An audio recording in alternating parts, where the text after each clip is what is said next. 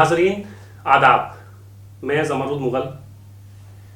آج وہ شخصیت ہمارے ساتھ موجود ہیں جنہوں نے اردو زبان و ادب کو بے شمار کتابیں بھی دیں اور اپنی ساری زندگی اردو کی بقا، فلاح اور اردو زبان و ادب کے لیے وقف کر دی. آپ نے بے شمار اردو میں کتابیں لکھی، انگریزی میں اور ہندی میں، لیکن آپ اصل میں اردو کے ادیب ہیں. میری مراد پروفیسر گوپی چند نارنگ جی سے ہے. نارنگ صاحب، آپ کا بہت بہت شکریہ کہ آپ نے ہمیں وقت دیا ہے.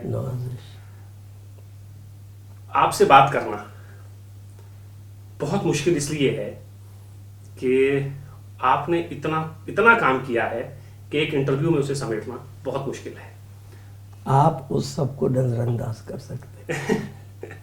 اس سب کو نظر انداز کر بھی دیں اگر کتابوں کو، تقریر کی لذت اور پھر جو دنیا میں اردو کے حوالے سے آپ اردو کے سفیر کی حیثیت سے بھی جانے جاتے ہیں، اتنے پہلو ہیں کہ اس کے لیے بہت وقت چاہیے.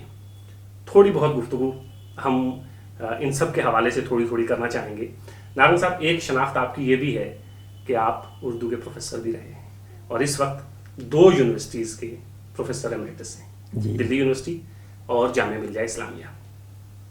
ایک وہ زمانہ تھا، دونوں نے شاید غلط نواز دیا ہے. نہیں، ہم تو چاہتے ہیں، مطلب خواہش تو ہر اردو والے کی یہ ہے کہ آپ اس کے دل میں بستے ہیں اور ہر اردو والا اسی طرح آپ کا احترام کرتا ہے جو آپ حق رکھتے ہیں.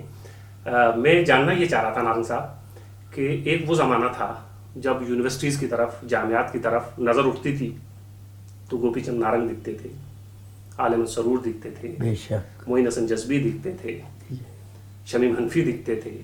اس طرح کے نام تھے اور اس سے پہلے بھی خورشید الاسلام صاحب تھے، باقر مہدی سے، احتشام حسین تھے، عسکری تھے، ڈاکٹر عابد حسین، یہ سب نام تھے. لیکن آپ پروفیسر محمد مجیب تھے، محمد حسن تھے، یہ سب لوگ ہیں. رشید ان سے پہلے رشید احمد صدیقی تھے. لیکن نارنگ صاحب، اب جب ہم جامعات کا حال دیکھتے ہیں تو آپ کچھ کہنا چاہیں گے؟ اس جو جامعات جو اب گوپی چند نارنگ کو ان سے پہلے اساتذہ نے پیدا کیا، گوپی چند نارنگ نے بھی بہت سارے لوگ پیدا کیے، لیکن وہ بہت سارے لوگ اب آگے لوگ پیدا نہیں کر پا رہے ہیں. آپ کچھ کہنا چاہیں گے؟ دیکھیں زمرد صاحب، وقت ایک بہتا ہوا دریا ہے اور اردو میں 2 لفظ استعمال ہوتے ہیں، آج اور کل. جی. کل جو بیت گیا اس کو بھی ہم کل کہتے ہیں اور کل جو آئے گا اس کو بھی ہم کل کہتے ہیں. اور یہ دونوں لفظ کل، گزرا ہوا اور آنے والا، سنسکرت لفظ کال، زما سے نکلے. ٹمارو نیور کمس. جب کل آئے گا وہ آج ہو چکا ہوگا. میرے ہاتھ میں کل کبھی نہیں آئے گا. ایک دریا کے بہتے ہوئے پانی میں 2 بار نہیں نہایا جا سکتا. ہیراکلیٹس کہتا ہے آپ پیر نہیں ڈال سکتے. اس پر کسی نے اضافہ کیا، نہ صرف دوسری بار آپ پیر نہیں ڈال سکتے، پہلی بار بھی جو آپ نے پیر ڈالا ہے، ہر سپلٹ سیکنڈ کے بعد جو پانی آ رہا ہے وہ دریا دوسرا ہے. وہ دریا تو جا چکا. جی. تو ہم سب سیل زماں میں ایک لمحہ حاضر کی حیثیت رکھتے ہیں. جی. میرے بارے میں اردو کا بہت ادنا خادم ہوں. آپ نے جو فرمایا میں آپ کا شکر گزار ہوں. من آنم کہ من دانم. اور میرا معاملہ اردو کے ساتھ، میرا ادبی سفر عشق ہے. اردو میری مادری زبان نہیں. لیکن پہلے تو میں ذکر کرنا چاہوں گا ریختہ کا. مجھے اس قدر خوشی ہوئی جب پہلا خط مجھے سنجیو سراف صاحب کا ملا. ان سے ملاقات تو میری 2 برس کے بعد ہوئی. فارسی میں کہتے ہیں مرد از غیب بیرون آید و کار بکند. کوئی نہ کوئی تو غیب سے آتا ہے اور وہ کام کر کے دکھا دیتا ہے جو دوسرے نہیں کر سکتے. مجھے بتائیے سنجیو صراف کا کیا تعلق اردو سے، اور کیا آج سے 5 برس پہلے کوئی سوچ سکتا تھا کہ اس طرح کا ایک سائٹ ریختہ.com اردو کے لیے وقف کیا جائے گا، اور آپ جیسے رفقا جو ان کے ساتھ کام کر رہے ہیں، جو ان کی ڈیڈیکیشن ہے، جو ان کی لگن ہے، جو ان کی دل سوزی ہے، اس کو میں دیکھتا ہوں، اس کو میں فالو کرتا ہوں. میں آپ لوگوں کا خاموش مداح ہوں. اور میری بڑی خواہش تھی یہاں بہت پہلے، خود مجھے سنجیو بھائی کے کئی ذاتی خط بھی ملے. ہم تو صراف کہتے ہیں اردو والے، وہ صراف ہے. تو آج آپ کے پاس حاضری کو میں اپنی مسرت سمجھتا ہوں.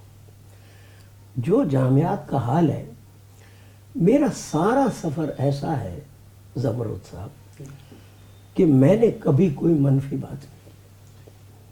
اگر اس کا جواب دینا چاہوں، کیونکہ میں تو اردو کو پھلتے پھولتے دیکھنا چاہتا ہوں. میں نے اپنی زندگی میں جتنا بھی میرا ادبی سفر ہے، 60 70 80 کتابیں، ہمیشہ اردو کی تہذیبی اور ثقافتی جڑوں کو، اور اردو جس طرح کا کے رابطے قائم کرتی ہے بر صغیر کی 2 بڑی قوموں کے بیچ میں، 2 بڑے مذہبوں کے بیچ میں، اور دنیا کی موتم بشان تہذیبوں میں سے ایک تہذیب مغلیہ تہذیب تھی، جس کا پورا حسن نچڑ کے اگر کسی زبان میں آیا ہے تو وہ اردو زبان میں آیا ہے. میں کہتا ہوں ہندوستان میں آپ دنیا کے نقشے پہ نظر ڈالیے، کسی دوسرے ملک میں بشمول USSR جو اب نہیں رہا، مرحوم، آج کے روس سمیت پورا سینٹرل ایشیا دیکھ لیجئے، ملکوں پہ نظر ڈالیے، امریکہ پہ نظر ڈالیے، یورپ پہ نظر، جرمنی، فرانس، اٹلی، جاپان، چین، کسی ملک میں اتنی زبانیں نہیں بولی جاتی جتنی ہندوستان بولی جاتی. یہاں ایسا ہے جیسے آپ نے فرش میں دیکھا ہوگا موزیک، پرانی عمارتوں، رنگا رنگ ایک ڈیزائن، وہ زبانوں اور بولیوں سے بنتا ہے. بنگالی ہے، آسامی ہے، اس کے بعد بھوجپوری ہے، اودھی ہے، برج ہے، کھڑی ہے، ہندی ہے، اردو ہے، پنجابی ہے، کشمیری ہے، ڈوگری ہے، اور سینٹرل مرکز کی طرف چلیے، مراٹھی ہے، گجراتی ہے، اوپر نیپالی ہے، اور پھر دراوڑی زبانیں ہیں، تمل ہے، تلگو ہے، ملیالم ہے، کنڑ. اردو کا آج حالات دیکھیے. ان 60 70 برسوں میں ہم نے اردو کو، جو پورے ہندوستان پر حکومت کرتی تھی، جو عمارتوں میں حسن تاج محل میں ہے، وہ دنیا کی کسی عمارت میں نہیں. زبانوں میں جو زبان اردو ہے، لفظ جیسے زبان سے نکلا، تیر جیسے کمان سے نکلا، دل میں جا کے سیدھا اردو کا شعر بیٹھتا ہے. از دل خیزد و بر دل ریزد. آج بھی اردو کمیونیکیشن کی زبان ہے بر صغیر. آپ اردو کے تصور کے بغیر ہندوستان کے کیا بر صغیر کے برقیاتی میڈیا کا تصور نہیں کر سکتے. سیریل میں چاہے زبان لکھی ہوئی ہے، ہندی، ہندوستانی، اردو، یہ تینوں لیبل ہیں. اگر ایک دائرہ اردو کا آپ کھینچیں اور کہیں چاک بورڈ پر کہ یہ اردو ہے، پھر ایک دائرہ ہندی کا کھینچیں اور آپ کہیں یہ ہندی ہے، سبحان اللہ، بالکل ٹھیک. لیکن ایک دائرہ آپ ہندوستانی کا کھینچیں. دیکھیں گاندھی جی نہیں رہے لیکن سچائی تو زندہ رہتی ہے. اردو کا جو حشر یہاں ہم لوگوں نے خود کیا.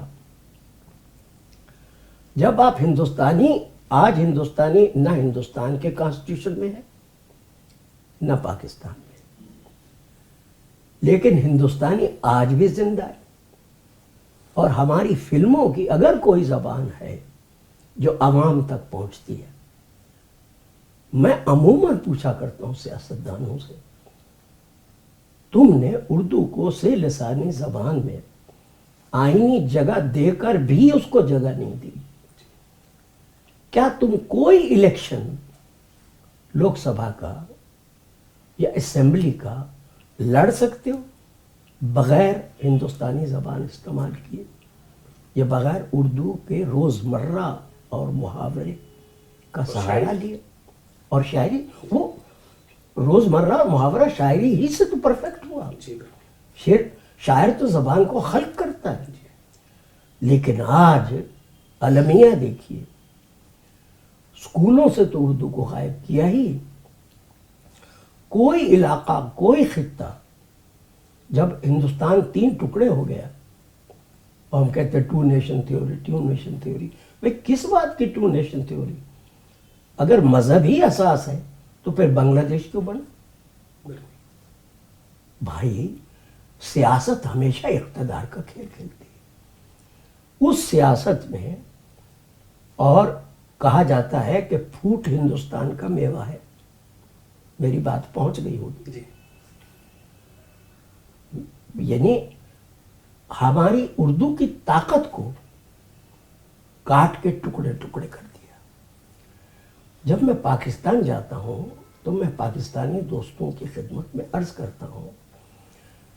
میم افضل نے اپنی ایک تقریر میں کہا تھا کہ جب میں پاکستان گیا تو کئی پاکستانیوں نے مجھ سے آپ کی شکایت کی.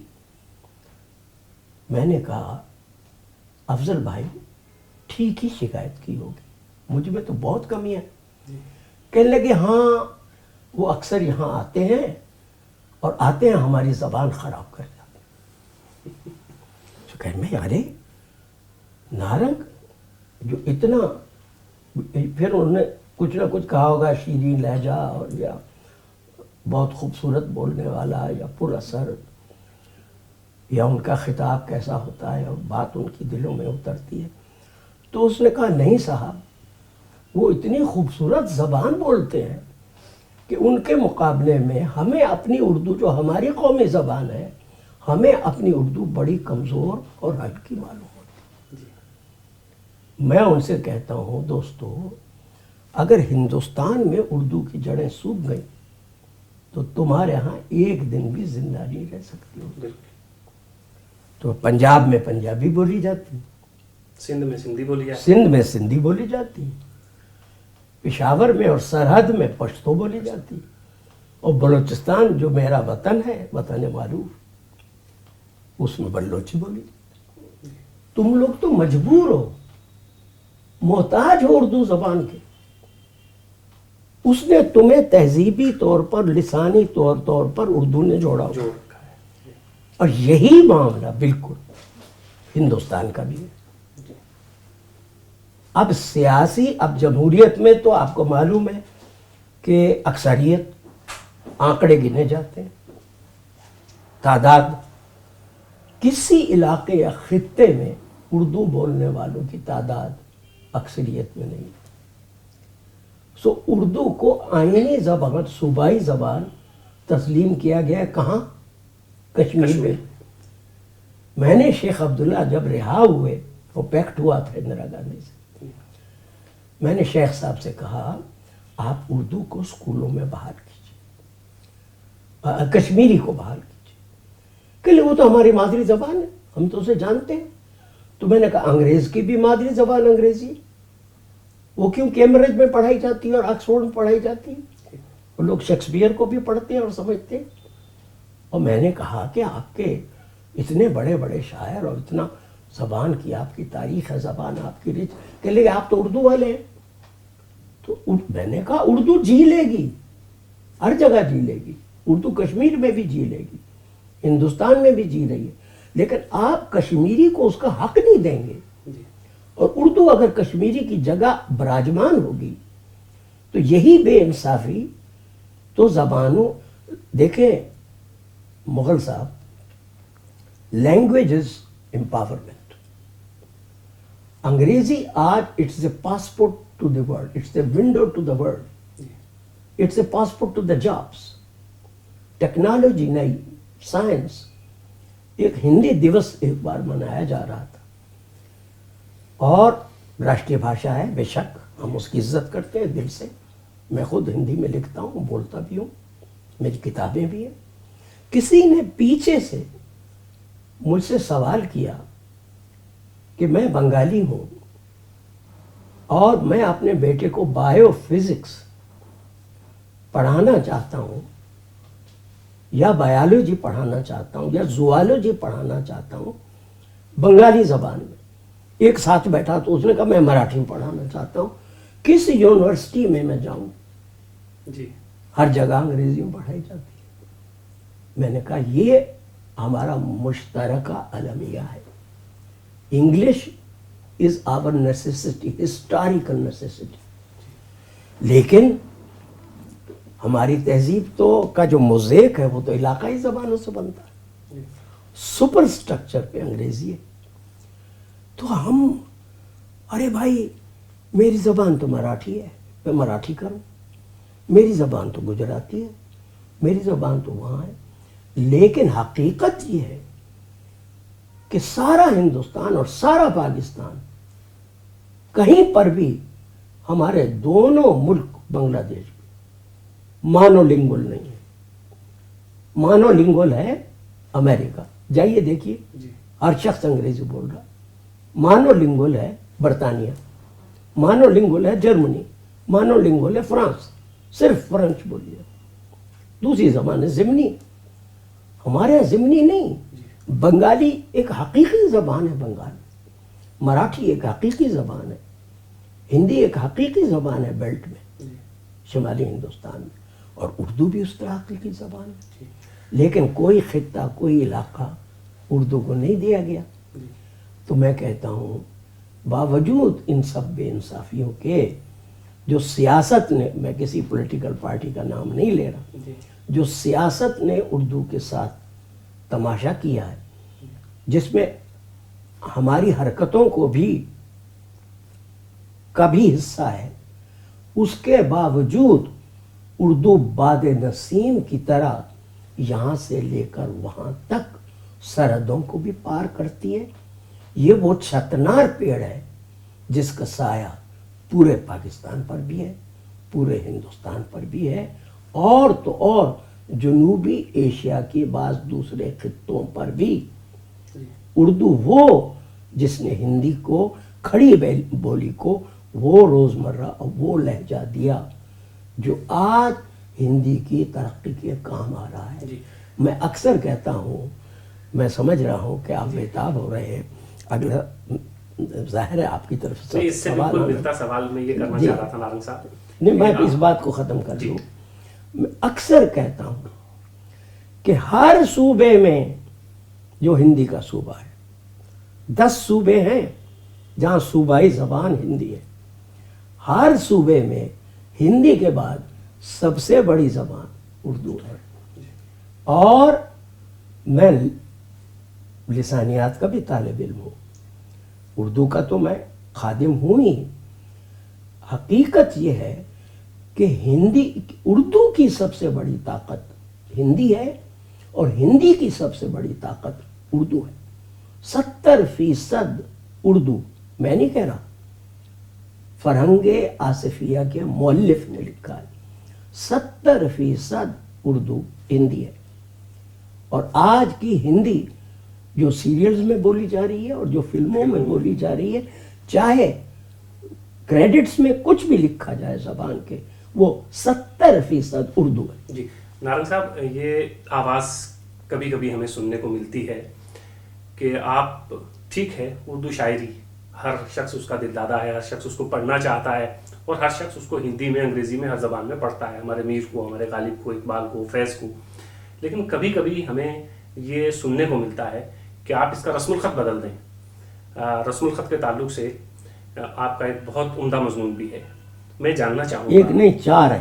ایک مضمون میں نے پڑھا ہے، تو میں یہ جاننا چاہوں گا نارنگ صاحب، آپ کیا کہتے ہیں کہ یہ رسم الخط کی جو آواز کبھی کبھی سننے کو ہمیں ملتی ہے، اور رسم الخط اگر خدا نخواستہ کبھی ایسی نوبت آ جائے کہ بدلنا نہیں پڑے آئے تو گی. اردو کے لیے نہیں نقصان دہ کس قدر رہے گا؟ نہیں آئی. جی اردو اپنا رسم الخط نہیں چھوڑ سکتی. میں ابھی عرض کرتا ہوں، جی وہ بھی بتاتا ہوں. اور ہماری شاعری دلوں کو کیوں کھینچتی ہے وہ بھی مختصراً عرض کرتا ہوں. پہلے زبان کا سن لیجیے. یہ اکثر لوگوں کو احساس نہیں، اردو والوں کو بھی احساس نہیں. ہماری بے خبری کا جو عالم ہے، میں اس درد دل کو لفظوں میں بیان نہیں کر سکتا. ہم وہ زبان ہیں دنیا کی، یہ زبان ایک معجزہ ایسے نہیں بن گئی. یہ جو کرشمہ ہے اردو میں، کرشمہ جو دلوں کو کھینچتا ہے، اور جو اردو شعر میں اپنا جادو جگاتا ہے، کبھی ناصر کاظمی کے ہاں، کبھی کسی فیض کے ہاں، کبھی علامہ اقبال کے ہاں، کبھی میر کے ہاں، کبھی غالب کے ہاں، کبھی مومن کے ہاں، کبھی داغ کے ہاں، کبھی احمد فراز کے ہاں، کبھی ہمارے شہریار کے ہاں، کبھی ندا فاضلی کے ہاں. آج منور رانا کیسے چھا جاتے ہیں مشاعروں میں. یہ ہمارا دامن گلدستے میں پھول ہوتے ہیں طرح طرح، اور جس طرح سے گلدستے کو سجایا جاتا ہے یک رنگ بھی ہو سکتا، لیکن یہ جو تکثیریت ہے، کثیر رنگوں کی دولت، تمول، وہ ہماری دولت ہے. ہم نے عربی، ہماری بنیادیں انڈک ہندوستانی، ہم سنسکرت کی تیسری پیڑھی میں جانشین ہیں. سنسکرت کے بعد پراکرت ہے، پالی مہاتما بدھ کی زبان تھی پراکرت. اس کے بعد اب برنش بولیاں، جیسے کبیر کی زبان بھوجپوری یا اودھی، یہ تیسری منزل. اس سے صاف ستھرا، شائستہ اور شستہ اور معیاری زبان ان سے بنی جیسے اردو ہے، وہ تیسری چوتھی منزل پر. ہم نے انڈک تو ہماری بنیاد ہے، جیسے میں نے کہا 70% لفظ ہمارے، جیسے ہم کہتے ہیں ہاتھ تو یہ ہست سے، ہم کہتے ہیں پتا یا باپ تو یہ پتر سے ہے. تو یہ سب لفظ ہم نے، یہ ہماری بنیاد ہے. لیکن ہم نے عربی سے بھی لیا، اور عربی سے بہت سے اثرات فارسی میں جذب ہو چکے، اور ہم نے عربی اور فارسی دونوں کے اثرات لے کر، دیکھیں وہ جو احمد فراز کا مصرع ہے، شرابیں جو شرابوں سے ملے نشہ بڑھتا ہے، شرابیں جو شرابوں سے ملے. تو اردو آج پھر یورپی زبانوں کا بھی اثر لیا اردو. اس کی وجہ سے جو تکثیریت ہے، پلورلٹی، اس سے اردو کے حسن اور کشش میں اضافہ ہوا. ہم نے عربی کے لفظوں کو بھی عربی نہیں رہنے دیا، یہ لوگ نہیں مانیں گے، لوگ بعض کو سن کے شاک ہوگا. فارسی کے لفظوں کو فارسی نہیں رہنے دیا. لفظ آیا تھا مرغ، غین کی آواز تو نہیں ہے ہندی میں یا کسی مراٹھی، گجراتی، بنگالی، گا ہے، مرغ بولیں گے. مرغ آیا تھا. اچھا ہمارے ہاں تو مذکر بنتا ہے الف لگانے سے، لڑکا لڑکی، گھوڑا گھوڑی، بکرا بکری، ٹھیک. تو ہم نے مرغا بنا لی. اب بھائی انڈا کیسے پیدا ہو؟ تو مرغی بھی چاہیے. اب یہ مرغی نہ عربی میں ہے نہ فارسی میں، مرغا نہ عربی میں ہے نہ فارسی میں. ہم نے ان کی کایا پلٹ کی کہ نہیں؟ بالکل. بہت سے اب یعنی ظاہر ہے اس کے لیے کئی انٹرویو درکار ہوں گے. جی جی بالکل. میں ہزاروں لفظوں کی مثالیں دے سکتا ہوں. سامنے کا لفظ ہے غریب شہر، فرض کیجئے میں یہاں سے دلی میں رہتا ہوں، میں کہیں اور جاؤں گا تو وہاں میں اجنبی ہوں، اسٹرینجر. اجنبی کو کہتے ہیں غریب شہر. ہم غریب اس شخص کے لیے استعمال کرتے ہیں جس کی جیب میں مال نہ ہو. جی اور امیر کا مطلب تھا امیر جماعت، سردار، سردار. جو سکھ بھائیوں نے لے لیا، لیڈر. جی ٹھیک. ہم جس کی جیب میں مال ہو اس کو امیر کہیں گے. تو امیر کے معنی بھی بدل دیے، غریب کے غریب معنی کے بھی معنی. بدل دیے. بہت سے لفظوں کو اردو نے ایسے ہضم کیا ہے کہ اردو ڈکارتی بھی نہیں. جی اردو زبان کا ہاضمہ ایسا ہے. پھر ذرا سا نیچے کی طرف دیکھیے، آوازوں کی طرف، رسم الخط کی طرف آئیے. میرا نام جب خلیج ٹائمز میں چھپتا ہے یا عربی کے کہ امارات جاؤں، دبئی جاؤں، ابوظہبی جاؤں، مسقط جاؤں، عمان جاؤں، کہیں نام کہیں چھپے یا تصویر چھپے تو اس کے نیچے دیکھ کے تو یار کسی اور کا نام چھاپا ہوا ہے، تو یا غلطی ہوگی، پروف نہیں پڑھتے ہیں. تو پھر مجھے معلوم ہو، خود میں نے سوچا کہ گاف تو ہے نہیں. گاف تو خاص انڈو آرین ہے. جی تو میرا نام شروع ہوتا ہے گوپی گاف سے، تو وہ ہو گیا کو، اور پھر ہے پی. اب پی پا بھی نہیں ہے عربی میں، جی فارسی میں تو ہے، عربی میں نہیں ہے. اس کا مطلب ہے ہم نے اضافہ کیا. تو میرا نام چھپتا ہے کو بی. اب آئیے چند پر، چے بھی عربی میں نہیں ہے کہ نہیں، جی یا ہے. جی تو جند. اب میرا تیسرا لفظ دیکھیے، نارنگ. گاف تو ہے نہیں، جیسے گوپی بھی نہیں. تو میرا نام چھپتا ہے نارنج یا نارنگ، اچھا. غین سے. سمجھے؟ گویا کہ ہم نے اردو رسم الخط کی کایا پلٹ کر دی. ٹھیک ہے، ہم نے عربی سے لیا نہیں، عربی سے فارسی نے لیا، فارسی نے کچھ آوازوں کا اضافہ کیا، اور جو 3 نقطے جو لگائے ہیں یہ فارسی نے لگائے ہیں. جی سے اس پر چے پر وہ جی میں فارسی ہے. ہمارے پاس تو چا تھا ہی، کیونکہ فارسی بھی انڈو ایرانین ہے. ان دونوں کا جد امجد انڈو یورپین ہے. فارسی ہماری چچا زاد بہن ہے. جی سنسکرت اور فارسی میں میل ہے آپس میں. تو گویا کہ صرف اتنا نہیں، یہ جو ڑے کی آواز ہے، دوڑنا، کیا دوڑنا کے بغیر کوئی گزارا کوئی دوسرا لفظ ہے آپ کے پاس؟ یہ ڑے نہ عربی میں نہ فارسی میں، اردو رسم الخط میں ہے. اور لوگ کہتے ہیں عربی رسم الخط. ارے کم بختو، ہم نے عربی سے لیا، ہم نے فارسی سے لیا، لیکن ہم نے اس کو انڈیجنائز کیا، ہم نے اس کو اردوائز کیا، ہم نے اس کو اپنا بنایا. نہ صرف ڑے، ڈال کی آواز جو ڈھول میں ہے یا ڈالنا میں ہے یا ڈمرو بجانا میں ہے، ڈمرو بج سکتا ہے ڈال کے بغیر، یہ عربی فارسی میں نہیں ہے. اچھا، ڈال، ڑے اور ٹے کا کیا کریں؟ اینٹ رکھی جائے گی تو سنجیو صراف کی عمارت بنے گی. اینٹ کے لیے کوئی اور لفظ ہے؟ ٹاٹ کیسے بچھائیں گے؟ نہ عربی میں ہے نہ فارسی میں. ایسے 14 حروف ہیں جو میں نے ڈسکس کیے. زمرد مغل صاحب، ایک آواز، ایک صوت ہم دل میں ہزاروں بار استعمال کریں. اور جس زبان نے اپنی دولت، اپنے رسم الخط میں 14 علامتوں کا اضافہ کیا ہوگا، آپ کہیں گے 2-4 بتائیں.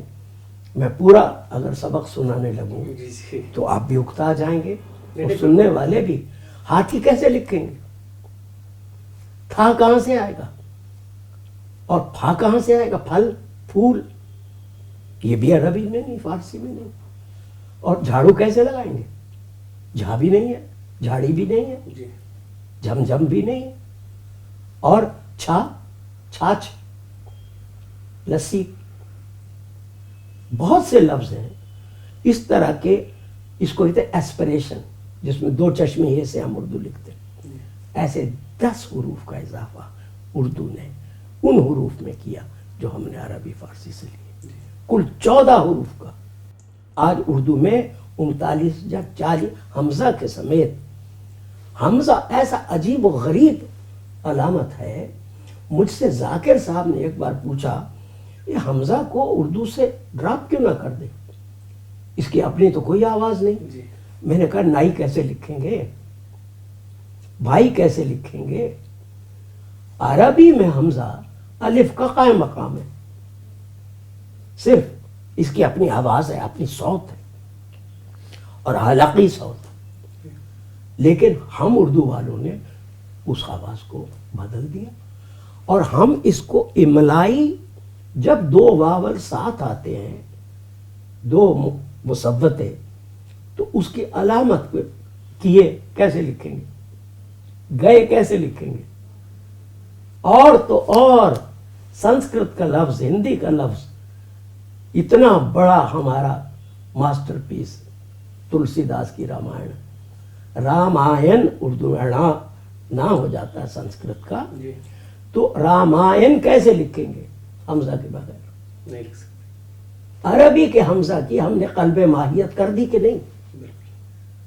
تو یہ جو جاہل ہمارے سیاستدان ہیں، ان کو یہ پتہ ہی نہیں کہ اردو نے لیا تو عربی فارسی سے، لیکن ہر چیز کو انڈینائز کر دیا، اپنا بنا۔ سو یہ رسم الخط ہمارا ہے، ہماری زبان کا رسم الخط آپ بدل کے ہماری زبان، پھر زبانیں کسی سپریم کورٹ کے تحت کام نہیں کرتی، کسی راجہ مہاراجہ بادشاہ کے حکم سے نہ تو پیدا ہوتی ہیں نہ مر سکتی، یہ عوام کی تاریخی اور سماجی ضرورتوں سے بنتی ہے۔ اور اردو کا رسم الخط جو اردو کے جینیس کو ظاہر کرتا ہے، اگر اردو کا جینیس زندہ ہے اور اردو کے جینیس کی ہندوستانی تہذیب کی تکثیریت کو، اور جو گنگا جمنی مزاج ہے ہندوستانی تہذیب کا، جس کے بغیر کوئی سیاسی پارٹی آئے، کوئی سیاسی پارٹی جائے، اگر ہندوستان ایک سیکولر سٹیٹ عملاً نہیں ہے تو ہندوستان ایک دن بھی قائم نہیں رہ سکتا۔ اور اردو، اس سب جمہوریت کی جڑیں اس اردو زبان میں ہے، جس نے سب سے لیا لیکن ہر چیز کو اردوائز کر لیا، اپنا بنا لیا۔ وہ ہمارے جینیس کا حصہ ہے، ہمارے جوہر کا حصہ ہے، ہمارا رسم الخط، ہمارے مزاج، تکثیری مزاج کا حصہ ہے، ہماری گنگا جمنی تہذیب کی کا جو موزیک ہے، اس کی جڑ بنیاد ہمارا رسم الخط ہے۔